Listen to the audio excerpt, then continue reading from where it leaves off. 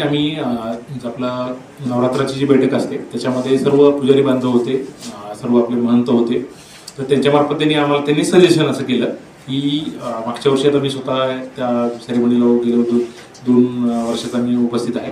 तर देवीचं बऱ्याच वेळा आपण जिथं आवश्यक आहे त्या ठिकाणी कुंकू असेल, गुलाल असेल तो वापरला गेला पाहिजे. परंतु बऱ्याच वेळा असं होतं की त्या ठिकाणी त्याची उधळण होऊन लोकांच्या डोळ्यात जातं. देवीच्या धार्मिक कार्याला जिथं लागतं तिथं वापरलं जाणारच आहे ते. परंतु बऱ्याच वेळा काय होतं की थोडेसे असले तिथे भाविक असतील, पुजारी असतील, कोण ते एकमेकांच्या अनावश्यक ते गुलाल उधळतात आणि त्याच्यामुळे लोकांच्या डोळ्यात जातं, त्यांना त्रास होतो.